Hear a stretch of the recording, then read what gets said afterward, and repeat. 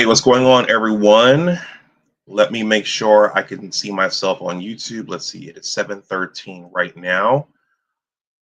I did check to see if anyone else was live. I was supposed to do this last night, but I was wiped when I got home from work, kind of like I am wiped right now. Um, but sometimes you have to soldier on. And as my old basketball coach used to tell us, used to ask, or he asked in a workshop, why do we play defense? Because you love it. Because you love it. So why do you stream even when you're tired? Because you love it. Okay. Yeah, so tonight I'm going to just say some brief things about student loans coming due. There's a lot of content out there now about certain people crashing out. I have a video here by Dad Saves America. We're going to look at a little bit of it, and then we're going to look at an article discussing who owes most of the student loan debt. I was trying to get something that really disaggregated the data, but it only narrows it down to one category. But I think we can, based upon what we've been hearing and based upon what we know, we can kind of decipher through logical reasoning who's holding most of the student loan debt, or who's going to be significantly impacted by this new development from 1600 Pennsylvania Avenue. One of the latest development in the current president's first 100 days. So no guests tonight, no Passport OG, no Dr. Tiesan Johnson, no Aaron Clary, just me. And I'm going to attempt to take off. Well, I've already taken off, but I'm going to attempt to land in 1 hour so that I can eat and get on with my night. This going into the office thing is pretty brutal. You want to get home and relax and stretch out and do your after work routine. For me, that's having a glass of wine, turning on Spotify, playing my keyboard a little bit. Shout out to Dr. Thunder. I do have some musical leanings myself, but yeah, these live streams after going to work and then after going to the gym at 5 o'clock in the morning, coming home and doing a live stream is not easy. Okay, all right. I want to land within an hour. Please smash that like button. You guys let me know who's here. I'm going to start, since we're talking about money tonight, I'm going to start with the Salchi, Sheed, and Alonzo intro, where Sal was running off the percentages. So I'll see you on the other side. We're going to look at a little bit of this Dad Saves America video, and then we're going to talk about who's holding most of the bag in terms of student loan debt. And then that's it. That's it for me. That's all, folks. All right. I'll see you on the other side. Because of where I come from, see, in this world, we're all living in different worlds, and not everybody. That didn't start the way I wanted it to, at least not here in my studio. So let me do that one more time. Because of where I come from, see, in this world, we're all living in different worlds, and not everybody is privy to the same information. Top 10% income earner entry, $152,321. And number of returns was just under 14 million. Entry into 1%, $548,336 a year. Number of returns, or people basically, rounding 1.3 million. Top 0.1%, I'm rounding again, 2.6 million a year. Returns, 120, I'm rounding, 128,000. 0.01%, basically, 14.7 million a year. Number of returns, 12,000, almost 600. Dropped again significantly. 0.001%, 77 million plus a year. That's only 1,100 people. That's it. So when people walking around here talking about money, I just laugh. You don't know money. Because of where I come from, see, in this world, we're all living in different worlds, and not everybody is privy to the same information. Not everybody is privy to the same information. Shout out to Sal, Sheed, and Alonzo, the money guys. We haven't done that in a while, so maybe I'll track them down and invite them back so we could talk about money. As the summer gets started, there is a lot going on in terms of the new administration, the economy, all kinds of things. I should probably be discreet here because I don't know who's watching other than my normal gang. But what I will say is that one of the things that we're seeing is Money Motion. First of all, shout out to Jamal, Andre, and Money Motion. Thank you guys for being here. I will say that I am a Fed and I'm going to be discreet. But one of the goals, well, the country is in a bit of a. If you watch BGS, the country's in a financial pickle. He shows David Schweiker quite a bit, who's from out your way, Money Motion. And we've been hearing years about the government kicking the can down the road, the deficit, and now you have the birth rate crisis going on. So this current administration, one of their goals coming in was to make operations more efficient and to cut out waste and to make the government more efficient. We've been hearing about that for years. The government's too big. The government's too big. It's become too unwieldy.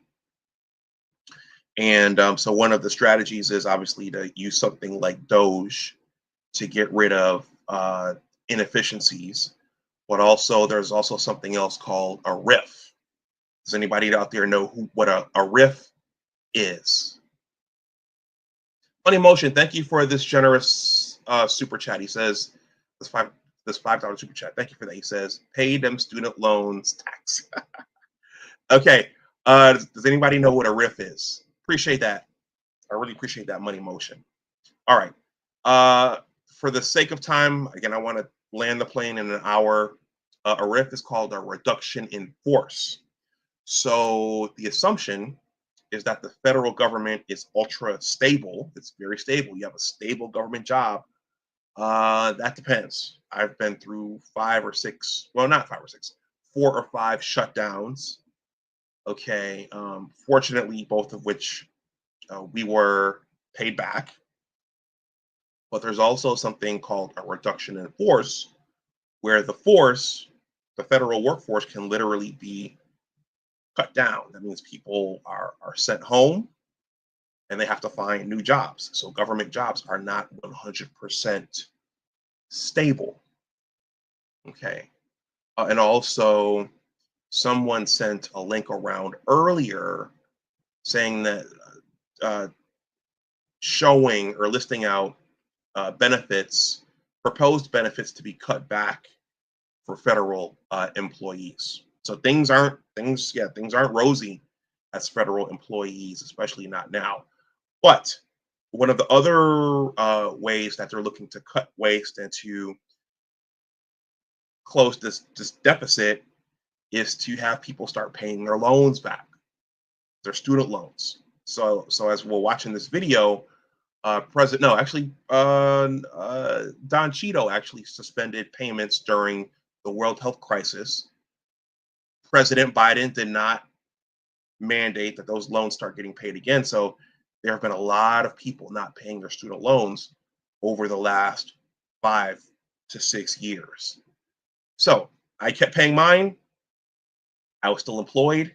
So I kept paying mine, and knock on wood, I have a little bit left to go on my student loan. But your student loans, they're not designed, unless you win the lottery or you make it big somehow. Your student loans are designed to stay with you for a while. And I was on the low end of having a student loan. Okay, so with that, let's jump into, I saw a really interesting video by Dad Saves America. If you've watched me, you know that I enjoy John Popola. It's John Popola. I think it's John Popola or it's Blue Popola. Mr. Popola. I enjoy his content when he has guests and when he doesn't. And he did a really interesting video. He created a very interesting video called Student Loans Are a Scam. So is Debt Forgiveness. Okay.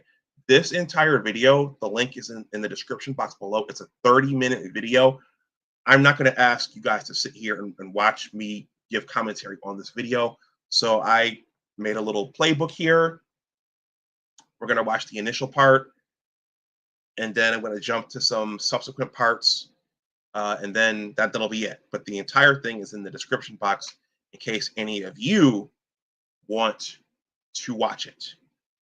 Okay, let me queue up my screen share here, and we will get this party started. And also let me know what you guys think there in the comment section. By the way, since Sal is here, there's another channel I like to watch called by a young G named Canon Corey. He lives here in the DC. He's a millennial, and he did a stream about 3 weeks ago. I told Sal about it, and Canon Corey Cannon. I think his channel is called Canon Corey, but his real name is Corey Cannon. I'll probably bump into him one day here in the district, for however much longer I'm here. But he did a live stream asking his audience. His audience they're millennials, they're Black millennials as well.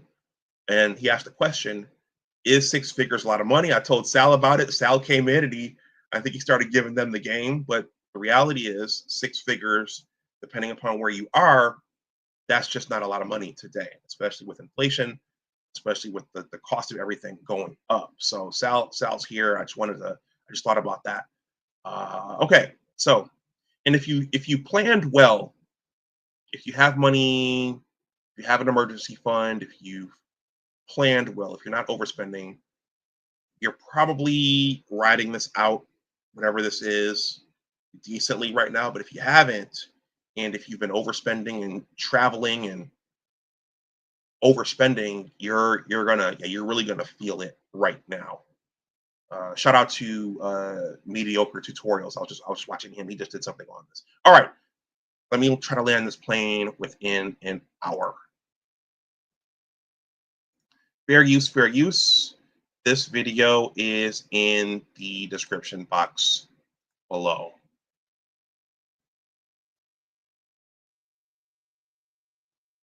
And you guys keep letting me know what you think there in the chat. If you think anything at all, you might just want to watch and learn something. Here we go. I'm not sure if we have the highest proportion of college graduates in the world. I don't care. What we should care is whether or not people are advancing their lives, not getting degrees in horse. Hey there, friends, fans, and foes of Dad Saves America. John Popola here. And I thought I would take this Friday to talk about the return of student loan payments. So it's John Popola, not Lou Popola. I knew it was Popola, but it's John Popola. Fair use, fair use. Tonight, millions of Americans falling behind on their student loans, racing for their wallets to take a hit. The government can and will collect defaulted federal student loan debt by withholding money from borrowers, tax refunds, federal pensions, and even their wages. The Department of Education announcing Monday it will start collecting on defaulted student loans on May 5th for the first time since the pandemic. There have been no repayments since March of 2020. It is not fair that other people are having to assume this burden that other taxpayers are paying for these loans. According to the Department of Education, almost 43 million borrowers owe more than $1.6 trillion in student loans. Of those, 62% are not currently paying them back. More than half of $1.6 trillion is simply not being paid back at all. That is outrageous. Borrowers who remain in default may also eventually have their wages garnished, meaning employers will automatically withhold part of their paycheck to pay off the student loans. So I've never seen anything like that before, wage garnishment for student loans. So that's the other big thing is that yeah, they're really going to come after those people if their wages are going to be garnished, and also if their tax refunds are going to get garnished, because a lot of people depend on those tax refunds every year to for their kids, to travel, to take vacations, to do all kinds of things. So, and if there are a lot of people who haven't been saving the money, kind of like people who have not had to pay rent for a while, people get used to not making those payments. They just spend the money on something else, and quite a few people have just been spending the money on other things. All right, fair use. I know student loan debt is painful. I know that it is strange, and I want to get into a little bit of the reasons why it's strange, and that for a lot of young Americans and not so young Americans, it is a serious burden, and a burden that has proven to be a dishonestly delivered burden. We have been told in our culture that getting a college degree is the surefire way to success in the future. Just excuse me.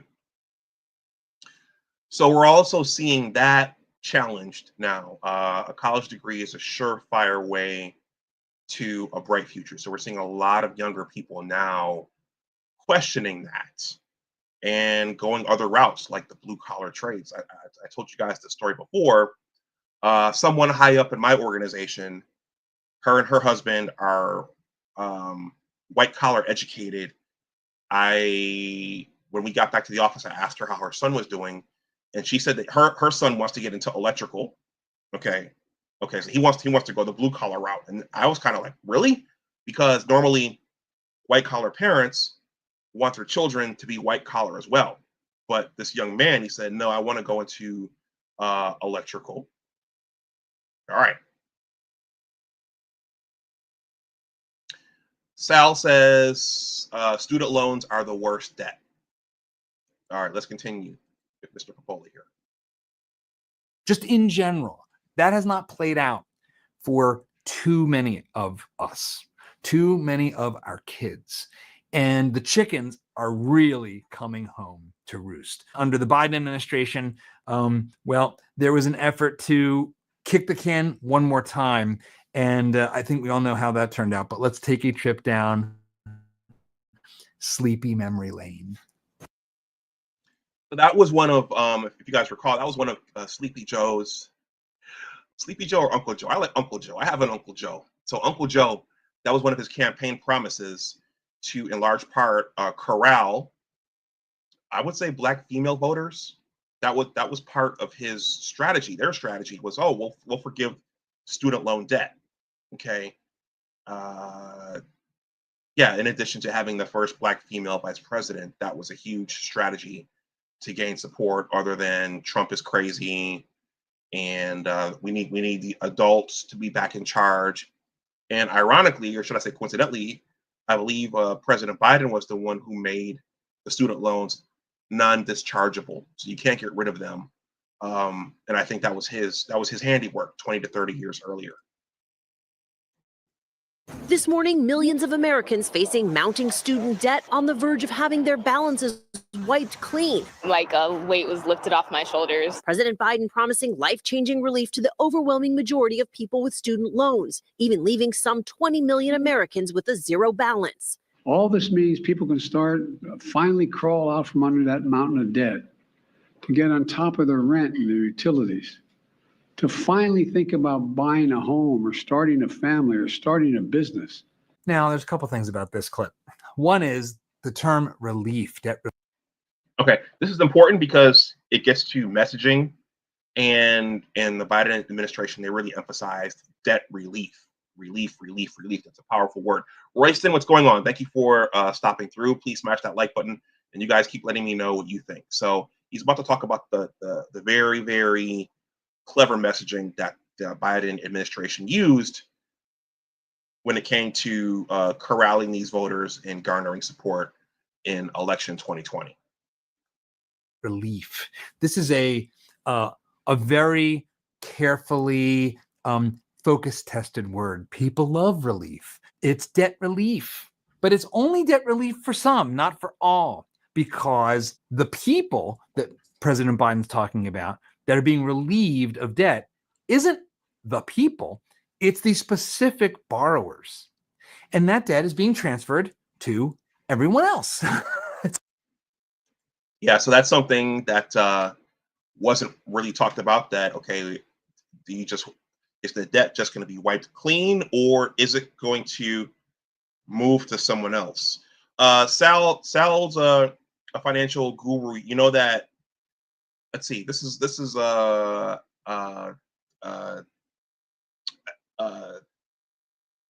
accounting 101. Okay, a payment one place is an expense in another place, and an asset for one person is a liability for somebody else. So it's not like the debts just go away, because the money came from somewhere. Akwateki, thank you for stopping through. He says, note, debt relief equals debt forgiveness. And he says, salute to Dr. Dunbar in the chat. And also I want to acknowledge Professor Black Ops, cybersecurity for the people. All right, let's keep going. So just because it's the borrowers don't have to pay it back doesn't mean that somebody doesn't have to pay it, or that there's no ramification for it. Fair use. It's not being eliminated. You can't eliminate the fact that these costs have been incurred and debts have been piled up. You have to pay the money back. There are people holding federal debt that will increase if it's not paid by the people who actually borrowed the money. Someone's going to pay it back. Let's think about what is actually going on here at the most basic level. So here he's going to get into. I'm going to jump ahead. I think after this part, okay, because I'm watching the clock here. As I'm punching the clock, I'm watching the clock. So Sal wrote here. I appreciate that, Sal. It says assets equals liabilities plus equity. So the student loan, in much the same way your mortgage is, if you have one, the student loan is actually, that money is an investment for somebody else. So the interest that's earned is being paid to someone else. So if that loan goes bad, the person who invested the money or put their money into that bond or that T-bill, whatever it is, Salchi, you let me know, they're going to lose their investment. So that loan is an asset for somebody else. All right. I am a student and I want to attend a university that I can't afford to pay for right now, which is similar to if I wanted to, say, buy a house and I don't have the entire amount of the cost of the house right now. So I'm going to take out a loan. Where is the money coming from for that loan? Well, and I know there's people who think that you just print the money like MMT, but that's not true. The loan has to be funded. The funds have to come from somewhere. And even if it's printed, you're just stealing it from everybody else that holds dollars. That's inflation. But the way federal government actually works, since it borrows every marginal dollar, is the government lends the money and then it goes out into the market and sells treasury bonds. So that's kind of analogous. Let me see if I can get this right. That's kind of analogous to the banks taking your savings and then going and making business loans and mortgage loans. Okay, so that money is coming. That money was somebody else's money. Please smash that like button on the way in. I see some folks are coming in, so some folks think this is interesting, or maybe someone like BGS shared this. I don't know. Anyway, the money comes from somewhere. To, let's say, your grandma. So your grandma is buying treasury bonds that are promising a yield, and that yield is being paid for by you or by me, the student who's taken out the loan and promised as a contract to pay it back. So when we talk about debt relief, there is no relief. All that's happening is the borrower who actually consumed the services is being relieved in exchange for someone else having to pay back grandma who lent the money in the first place. So he's going to go into now, if I recall correctly, I was watching this earlier. Yeah, even people who didn't finish their degrees, and I think we all know people who went to college but didn't finish their degrees, that loan balance is still outstanding. So whether or not you go ahead and get your diploma, you still owe that money. That money has still been used and consumed and spent by the university. All right. Grandma lent the money. You don't get to eliminate the debt. To really do that, then grandma would need to be defaulted on. Grandma would be told by the federal government, I'm sorry, that treasury bond that you bought is worth zero. Sorry. That's what we are actually talking about when you hear terms like debt relief and loan forgiveness. It is wealth transfer from the people who borrowed the money to other people who will have to pay back the debt. That's all that's going on. Every attempt to obscure this is a lie. And we have been lied to and gaslit about everything related to fiscal matters in our country for a long, long time. But it's important to remember how this actually works. Now, let's get back to more rhetoric. I made a commitment that would provide student debt relief, and I'm honoring that commitment today. Using the authority Congress granted the Department of Education, we will forgive $10,000 in outstanding federal student loans. In addition, students who come from low-income families, which allowed them to qualify to receive a Pell Grant, will have their debt reduced $20,000. About a third of the borrowers have debt but no degree.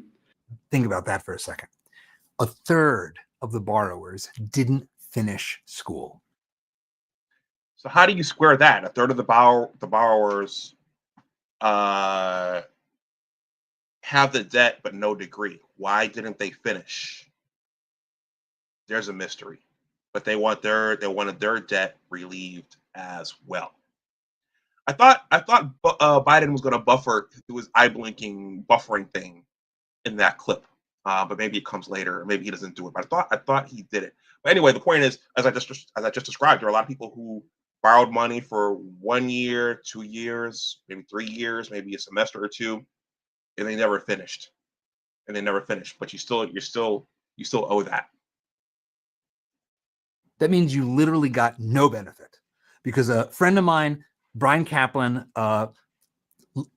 he's been an academic his whole life, but he wrote a book, The Case Against Education. And among the things he studied was whether or not you get any of the claimed benefit of higher income in the future if you don't get the degree. If you go right up to the end, if you take 3.8 years out of the 4 years, and then something happens and you don't get the degree, you don't get that pigskin, what happens? And his answer was nada. You get none of the benefit. He called it the pigskin effect. So these people who took out a loan and for whatever reason didn't finish school, they got no benefit at all. And we're A quick aside here. I think, when I finished college, let's see, my first year of undergrad, I was in New York State. So I think that was mostly paid for. When I transferred to my HBCU, Johnson C. Smith University, we used a Parent Plus loan my first 2 years. And then I was doing so well in the classroom, I was able to earn a fellowship from the government. So my last 2 years got paid. And then graduate school, for my graduate program at the University of Michigan, students were fully covered. So I only had to pay loans on my first 2 years at my HBCU. But my mother had a Parent Plus loan, which I helped pay off. And then I have my last student loan, which I'm within a couple of $1,000s of paying off right now, knock on wood. So I think when I finished college, I owed about 35, which is minuscule to what a lot of kids owe today. I think this is where President Biden does his eye blinking buffering thing. first of both worlds. The cost of education beyond high school has gone up significantly. The total cost to attend a public four-year university has tripled, nearly tripled in 40 years. Tripled. Show us on. Those Pell Grants used to cover 80% of the cost of going to a public four-year college. Today, Pell Grants cover 30%, roughly 32%. There it was. He just buffered. He just did it. He just buffered.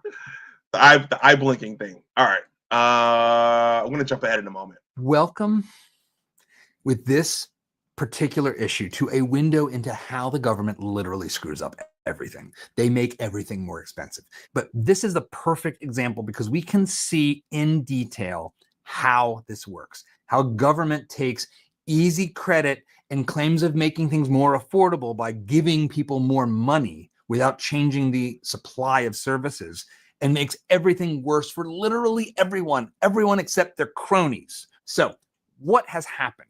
He's talking about how school has gone up in cost like crazy. And later I'm going to show you some stats that will blow your mind. But he's acting as if this is some act of God or nature, that college has just gone through the roof because it's suddenly so much more expensive for someone to stand in front of you in a room that was built 100 years ago and talk. I don't know why. I don't know why that is. Why are we spending so much more money for the same exact service? Well, it turns out the reason is the government has been intervening at every step forever. So one example is that both the Clinton administration. Okay, this is really good here because he talks about how the Clinton administration, shout out to the master teacher, I think according to him, one of the strategies for getting the recipients of welfare off welfare was encouraging going to college. So they opened up that pipeline and they made it more accessible, but they also helped get us to our current circumstance. So I'll let Mr. Popola talk here. Fauci says the income of the average college grad with a bachelor's degree has been on a decline since 1968/69. All spades says almost paid the little loans I had off.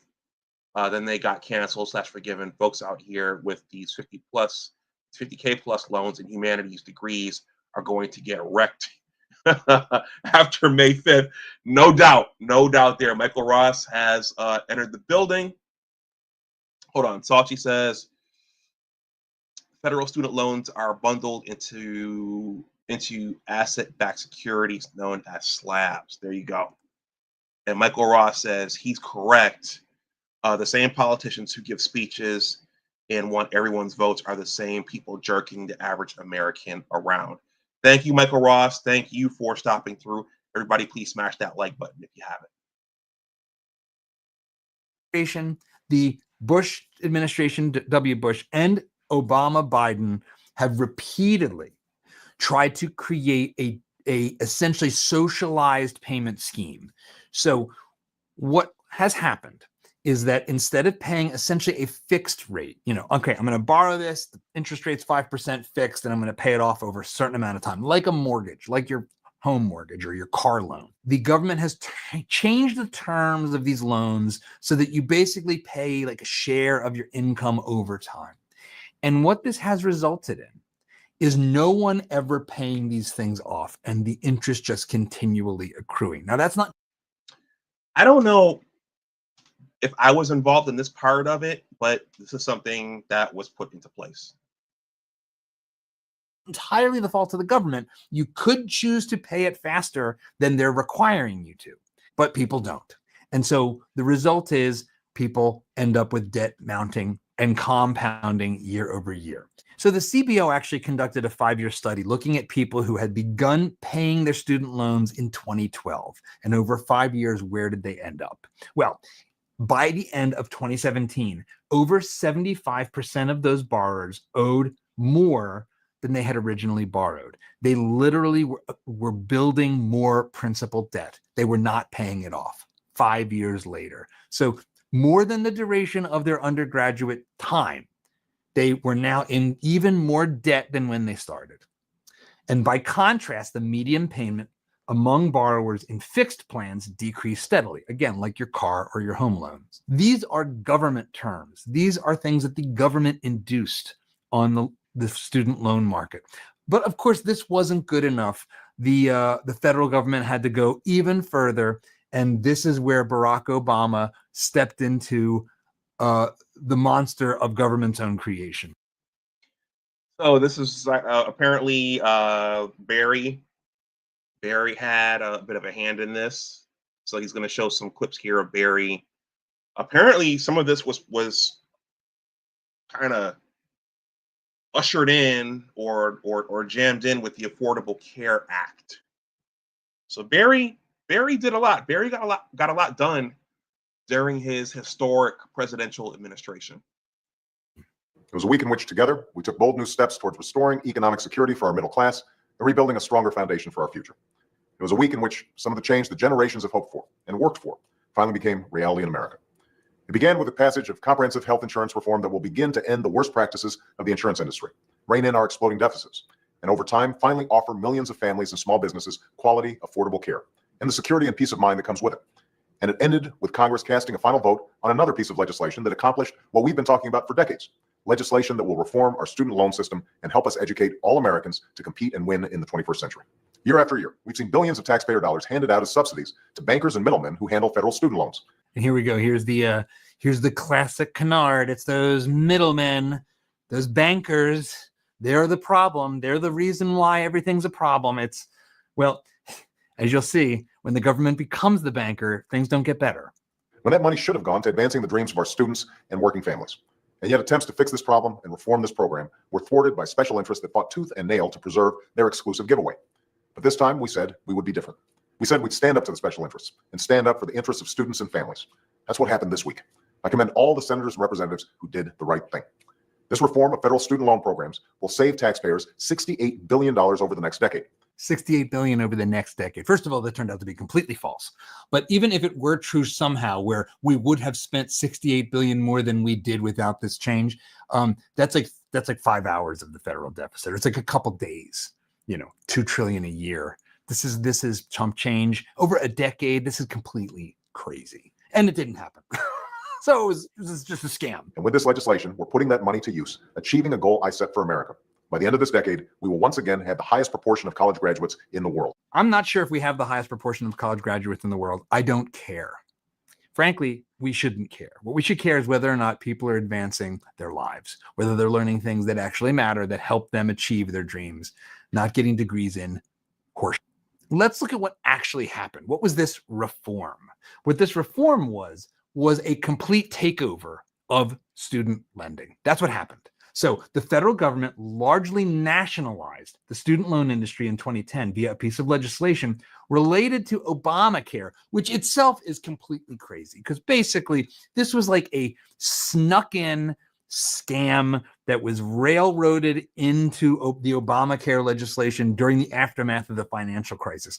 This was basically the classic never let a good crisis go to waste screw job on the American people. Oh, we've got to find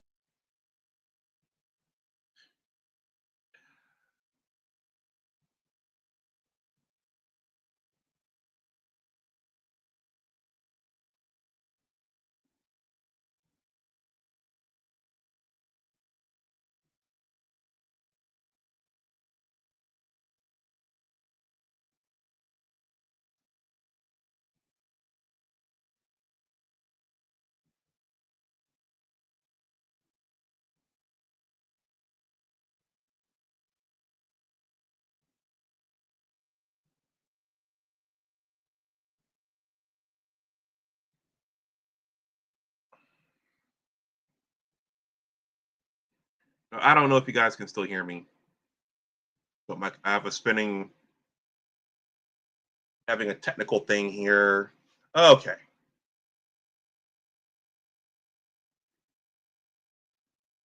Hey guys, sorry about that. Can you guys hear me? Give me the one in the chat. All right. Yeah, the technical thing, the spinning circle happened. Chrome not responding. Now John's not responding. I was worried that if I let it play too long, I get the copyright strike. All right, thank you. All right, I didn't intend for that to go as long as it did. Let me jump ahead here to this table again. Again, if I ever stop like that, there's something technical going on. potentially Royston. All right. 7.4 trillion in April 2022. I believe it has started to taper off and remain right around there since. I'm not sure where the 68 billion savings came in over a decade, but we've been 15 years now, and so far, not looking so hot. All right. So long story short, Obama he sold this as their savings, there'd be these 68 trillion whatever, and it didn't turn out that way. Okay, let me jump ahead here. So he talks about the rise of tuition. Okay, the rise of tuition when you make the funds plentiful, and you allow students just to borrow and borrow and borrow, the universities are just going to keep raising their costs and their fees, which is what happened. Let's see, cheap money. Let's see, a lot of schools started their administrations started ballooning, and then I'm going to jump ahead. This is something interesting. At 22 minutes, the price changes. He shows a graph of the prices ramping up for education and for healthcare.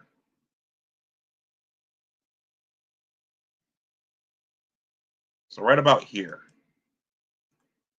All right, and we're almost done with this, guys. Please smash that like button. Michael Ross, thank you for the $5 super chat. My circle started spinning right when you made that super chat, so maybe your super chat broke the system. But I appreciate it. Fair use, fair use. And when you see it, it should make you very angry because it makes me angry. And the lesson in this is profound. Take a look at this. Starting in the year 2000, straight through to the present. And along the vertical axis is percentage change in price, nominal price. This is not adjusting for inflation. So as you can see, over that time, there has been 87% overall inflation. So that is the aggregate cost of everything in dollar terms has gone up in total by 87%. But notice where that inflation has actually occurred. Number one, hospital services. Okay, so you can see that top line is hospital services. And then the second one is education. College tuition and fees. Where more than half of every dollar spent is spent by the federal government. Number two, college tuition and fees. 187% up. Look at the next one down. College textbooks. 158%. Now, the last time I checked, in the past 25 years, we had this thing called a computer. So salute to the GOAT, Passport OG. So I graduated from undergrad in 1999. I'm dating myself, but I missed this bonanza. So when this started skyrocketing, I was in graduate school. And again, for my graduate program, it was a STEM degree. Students were covered and paid for. So I missed this whole gravy train. That came along and changed just about everything, but especially the delivery of text.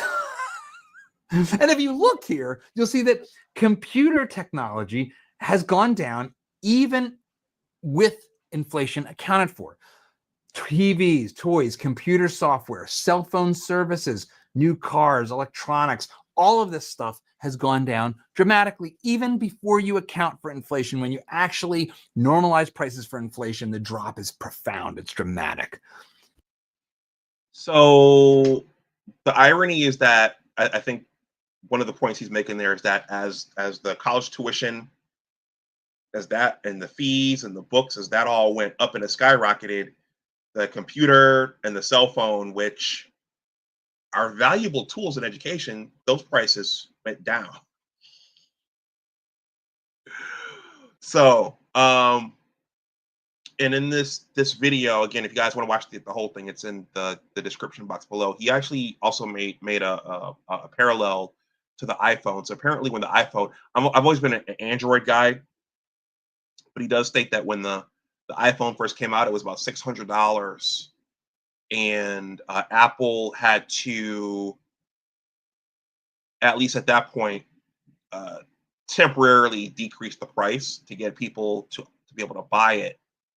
But if there's a seemingly endless amount of loans available, then your seller can just keep increasing the price. So he made that analogy in the video. I don't want to play this whole thing. I might get dinged for playing this as much as I've played it.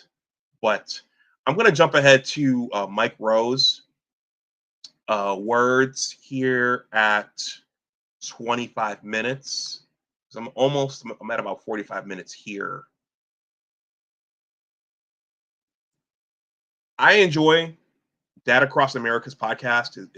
He gives really good, comprehensive discussions on civics and the history of the country. He has really good guests on. We watched him talk to Robert Kiyosaki a couple months ago. But I like this podcast. If you guys like that stuff too, you might want to subscribe. Salchi says, Professor Black Ops got his bachelor's in 1990, so he missed this bonanza, the tuition increase bonanza as well. Salchi says, as of Q1 2025, the median weekly earnings for individuals with a bachelor's degree and higher were $1,754. Black Lyran says phones are still $900. And Apoteki says pre-tax, post-tax at the equalizer. Says pre-tax. All right. I'm going to play this little quote here from Mike Rowe, and then I'll stop this and we'll take a quick look at the article, then I'll wrap it up. Very useful. And when loan forgiveness schemes get announced, those who played by the rules and paid off their debts get nothing. So if we're lending money that ostensibly we don't have to kids who really have no hope of paying it back in order to train them for jobs that clearly don't exist, I might suggest that, we've gone around the bend a little bit. Yeah, we sure have. And the other thing we've done is subsidize institutions that have decided that they are fundamentally against the American way of life and the basic institutions of what made America a shining place to come and live, a place where immigrants are beating down the door or used to. There's a Milton Friedman quote at the end, and then I'm going to drop this. But if you guys want to watch the whole thing, it's in the description box below. And the channel is called Dad Saves America. I appreciate you guys hanging out here for this. This has a lot of broader implications in other areas. Comes strings that lead to Title IX nonsense, DEI, and all the rest. This is the 1-2 punch of federal involvement in education, and it all has to end. It all has to end. And that is going to start when we, the people, recognize that and demand it. That is the only path forward. I think there's no better way to end than with the ultimate example of that lesson, and that is from good old Milton Friedman. There's no such thing as a free lunch. That's it. If you've got to restrict me to one piece of wisdom, that's a one piece of wisdom. There's no such thing as a free lunch. You pay for it. Tan Staffel. This is the ultimate economics lesson. There is no such thing as a free lunch. There is no free college. There's no free healthcare. There's no free anything. Someone has to pay. Someone has to work. Someone has to provide the service. And when someone else is paying, I'll take two, ends up being a real disaster for everybody. If you want to dig into some of the data here that I was referencing. Okay. So just What's interesting, yeah, so nothing is free. Everybody, if you're getting something, somebody put sweat equity in for it, somebody paid for it, somebody paid for that. Whether it's a book, whether it's uh, hot dogs, whether it's a steak dinner, whether it's a pair of sneakers, a car.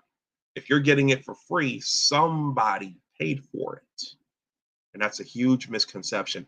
I was just thinking over the last, 4 to 5 years on social media, when you see certain people taking trips and living their best lives and traveling, and you have to wonder if they were paying their student loans. And now that they have to pay their student loans again and their wages are going to get garnished, if they'll still be able to take those trips and live their best lives and jet set and do those things that we see on Instagram and TikTok and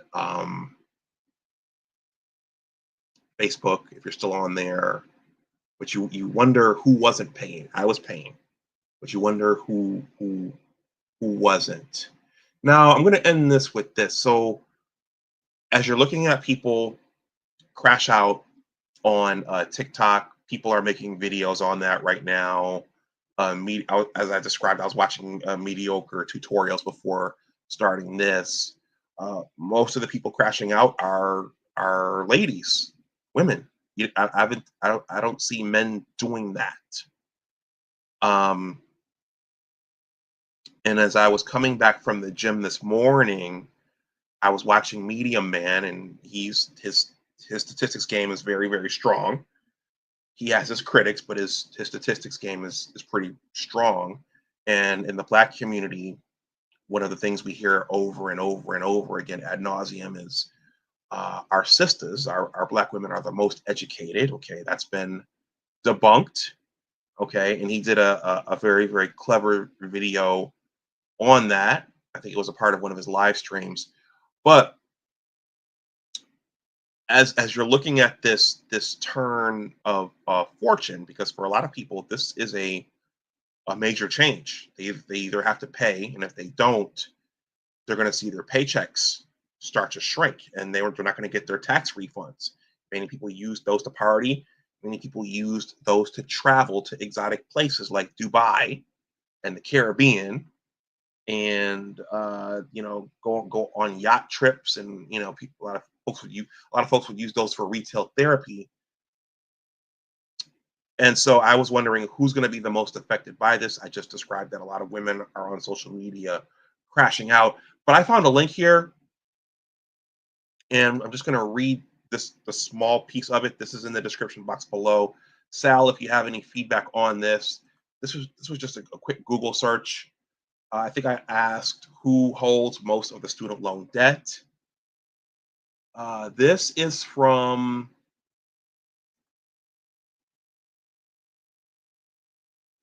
this is called Student Loan Debt Statistics 2025.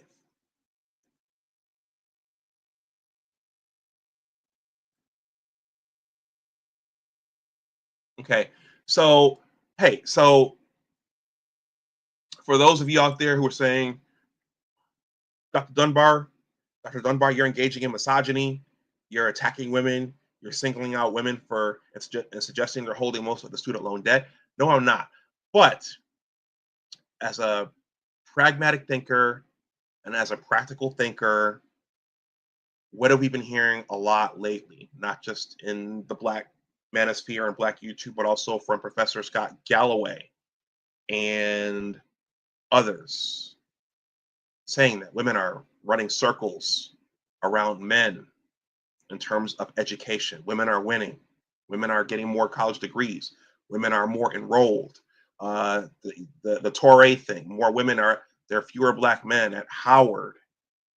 Okay, so that means if there are more women in college, then it makes sense that they would be the ones holding the majority of the student loan debt. If you just think about it logically. And the same thing goes for the Black community. If there are more women in college and they're coming from not I mean, there are some affluent families in there, but if folks are coming from the inner cities, single parent homes, where they're not going to college with college funds, then they have to borrow the money. Okay. Pragmatic Prime says,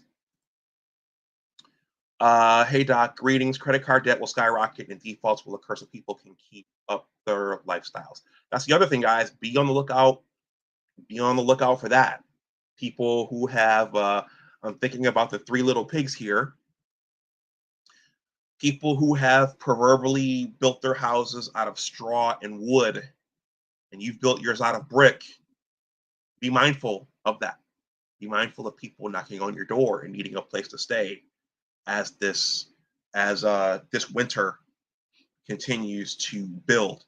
Okay, so this piece here, and thank you for stopping through, Pragmatic Prime. Please smash that like button. Please consider subscribing to the channel if you are not subscribed. All right, this says student loan debt by sex or gender. I'm going to sprint through these bullets. This link is in the description box as well if you want to read it yourselves. Okay, for more detailed research, read our report at student loan debt by gender. So this says 49.3% of female bachelor's degree holders accept federal student loans. 41.9% of male bachelor's degrees holders accept federal loans. So it's also, you also need to think about also, what are these people majoring in? What are they majoring in? Okay. Royston, that's a good question. For my YouTube subs, I was going to go over this at the end. For my YouTube subs, you guys, the hardcover is $25, and the paperback is $22. That's a signed copy from me. Okay, and just use one of those payment methods here, but make sure you send me your mailing information and also the name you want on the parcel. Me and Money Motion went through that. Anyway, so let me go back. But there's your answer, Royston. All right. 57 minutes. All right. You know, Diamond Dave, I don't know if you guys remember Diamond Dave. He came to my channel once. I'm going to invite him back. But he said, I don't know how people can talk for 2 and 3 hours. It's really easy once you get into a flow. Talk for 2 and 3 hours. Let's see. Okay, so 49.3% of female bachelor's degree holders accept federal student loans. 41.9% of male bachelor's degree holders accept federal loans. And I said an important thing to think about there is what these people are majoring in. Because there are majors that will help pay that back, and there are majors that won't. Among associate's degree holders, female students are 16% more likely to borrow federal student loans than their male peers. Female bachelor's degree holders borrow 3.63% more in student loans than male bachelor's degree holders. Female associate's degree holders borrow 14.2% more student loans than their male counterparts. All right, I'm going to read this group here.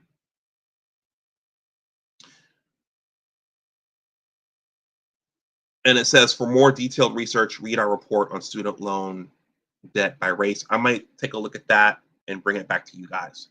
Okay, this is interesting. I'm sure everyone in the chat will have a gander of this. So among bachelor's degree holders, Black students are the most likely to borrow federal loans at 82.9%. Okay. So when you look at that number, again, you have to look at this logically. And I think was it some math classes where you have to do these proofs, or these you have to think about these statements and say, okay, well, if this is this, then the answer has to be that. I think it's a logic proof. Okay, so this is they didn't disaggregate this for gender, but if we're hearing that more Black women are in college and they're running circles around Black men, okay, and in Media Man's video this morning, he did say that I think the difference was in his stats. It was a 7% difference between Black women and Black men in college. But the point is, if there are more in college, and they're not coming from rich families, then the majority holders of this has to be degreed Black women. And for those who are saying I'm engaging in misogyny and I must hate Black women, no. We're just analyzing what's going on. The Trump administration doing this is significant, and this is going to put a dent in a lot of people's pocketbooks and budgets. All right, let me start that again. Please smash that like button if you haven't. Among bachelor's degree holders, Black students are more likely to borrow federal loans at 82.9%. That needs to be a breakdown of that might be in their total report, but that number needs to be disaggregated. 4 years after graduation, Black or African American student borrowers owe $25,000 more than white or Caucasian borrowers owe for bachelor's degrees. On average, Black or African American student borrowers owe $3,800 more than white or Caucasian borrowers. 4 years after graduation, 48% of Black student borrowers and 17% of white student borrowers owe more than they initially borrowed. Among graduate students, 40% of Black students and 22% of white students accumulate debt for graduate school. So a natural question is why that discrepancy? You can think about the houses they come from. Do they come from two-parent homes where their parents have saved college funds? You could also think about after they graduate, do they get married or are they single, paying all their bills by themselves, or do they get married and pay their bills and pay their debts down as a team? So there are a number of moving parts there, but I think the first number is the big one. I'm going to read it one more time, then I'm going to wrap up. Among bachelor's degree holders, Black students are the most likely to borrow federal loans at 82.9%. So I'm curious about what the composition of that 82.9% is in terms of gender. And you also have to think about what are those majoring in? Because if it's a humanity, an African studies, an English, and you're taking out an astronomical amount of money, it's going to be hard to pay that back versus if you major in pharmacology or engineering or physics or chemistry, passport OG, it's going to be easier to pay that back if you're majoring in one of the hard sciences. So anyhow, I just wanted to present that. There's a lot of talk right now about President Trump's first 100 days, and they have made a lot of waves, but this one is going to hurt a lot of people. But you borrow the money. If you borrow it, you're supposed to pay it back. And this seems to be an instance where when the government gets involved, things get a little messy. I have a clip here from Dr. Anthony Davies and James Harrigan. Let me slow down. I have a clip here from Dr. Anthony Davies and James Harrigan from the Words and Numbers podcast. I interviewed them in a non-live format a couple of times about their book and about their podcast.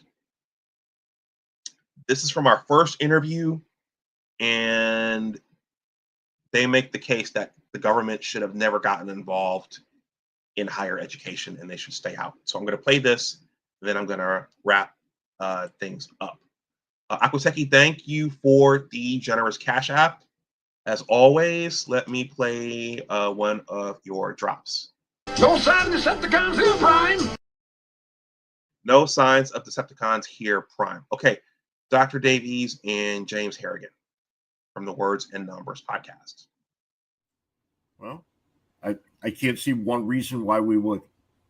And I predict there's going to be a couple of things that happen from this loan forgiveness business that we first encountered today. And the first thing that's going to happen is as early as 9 months from now. That's right. Is the next generation of students are going to start saying, wait, their loans were forgiven. Why shouldn't ours be forgiven?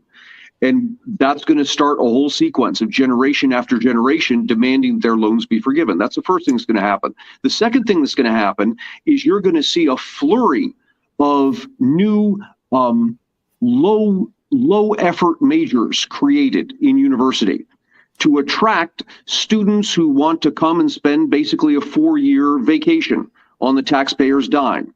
You come to this university, I'm not going to make life difficult for you. This, you have use of the gym facilities and this and that and the nice cafeterias, and we're going to charge you top dollar tuition. Oh, but that's okay because the federal government's going to forgive it. And all of a sudden, universities coast to coast are going to become wards of the state. Yep, and the thing you're going to hear the most is, have you seen our rock climbing wall? Right. Because somehow that's the measure of a good university. What most people don't know is that we didn't have a price problem in college educations until the federal government got involved. And you see all the perverse things that happen. Walk us through those early days of student loans. Yeah, there was, originally the federal government was not involved in any of this. And let's stop you right there because well, why the hell should they have been? Why should they have been? Exactly. And so you have, tuition is whatever it is. And somebody gets the bright idea that the key to success is going to college. And so the government's now going to see to it that people are going to go to college by subsidizing student loans, by offering grants and this sort of thing. And what happens is it sounds good that, the government's going to provide me a grant of $2,000. Now I can better afford college. Yeah, but the first thing the colleges do, they turn around and raise our tuition $2,000. Right? Because why? Well, because they can, because the government just made the money available. Uncle Sucker's going to be paying for this, right? Go ahead. Have you seen our rock climbing wall? Right, exactly. And so a large part of the increase in tuition year after year is due to the fact that the government has been making this money available, and colleges have just been raising their tuition to capture the money. And you can say in legislation, well, this money's not going to the college, it's going to the student. That doesn't matter. All that happens is, well, I'll capture that money by raising tuition. Go ahead and give it to the student. I'm going to get my hands on it eventually. Okay. Here we sit, right? And we're certainly not referring to the GI Bill. This happened in the 1970s. Yeah. And if you want to draw some scary parallels, we did the same thing with healthcare. We say, how can we make healthcare cheaper? And the government steps in and starts doing stuff. And you can see this in industry after industry. Every time we, the people, ask for the government to step in and make a product cheaper, the price of that product over the subsequent decades just goes through the roof. All right, guys, thank you for hanging on for that. That was like 3.5 minutes. Some viewers, they're like, what, screw this. I'm not watching this whole thing. But thank you for that. Thank you for hanging on. And I was watching the viewer count, and it stayed pretty stable. So salute to you scholars out there. All right, everyone, that's all I got. So I'm gonna Akwaseki says no lies told. So that's it. So that link, that data I showed, and the link to the video, that's in the description box below. I will. Passport OG, you've been dropping some fire lately, so I might ask you to come back and we'll do some commentary on things real soon. I saw a very interesting video by another woman talking about Michelle Obama earlier, so I might hit that next. I was pretty quiet on that, but yeah, I might weigh in on that and the downstream effects of Michelle's rhetoric, and the example she's setting. If you're not subscribed to my science channel, Me and the Nameless Protagonist, on Saturday, we're going to talk about the mouse utopia experiments and what they mean. So if you guys, I think most of you guys here are subbed over there, but if you're not subscribed to the channel, to that channel, I have a STEM channel where I talk about nothing but science, and it's called Big Discussions 76, Science and Technologies. So that will be Saturday morning. Me and the Nameless Protagonist are going to talk about the mouse utopia experiments, which has application to the birth rate crisis that we're seeing in the Western countries. And Passport OG says, how is the system going to compete against rising Asia? Yep, that's, yeah. In a lot of ways, China and Asia, they're running circles around the United States in terms of STEM education, in terms of the critical things that everybody needs, like the mining the rare earth minerals, and just training in physics and engineering in general. They're running circles around the United States due to many things that activists and the government have done in years past. All these things are catching up with us. But this video was about the popping of the let's see. I guess this will be part of the government debt bubble. T Riddler, no food fights in my chat. I saw you guys yesterday in the master teacher chat. He said, hey, no food fights in my chat. And you were jousting with somebody. He says, T Riddler says, what do you mean STEM majors have an easier job paying off student loans? So T Riddler, I don't know if I see, he's laughing. So that you were part of the food fight. I don't know if I said verbatim they have an easier job paying off student loans. What I was trying to say was that those careers will pay better than social work or gender studies or those types of humanities and those soft majors. You'll probably have a better career, a more solid career with an engineering degree versus one of the humanities or social work or the social sciences. Okay, and that's another point. A mentor said something to me a couple of years ago, and that's that the economy actually decides what careers and what skill sets are needed. You could go study anything you want in college, but the economy itself is going to decide who gets work on the back end.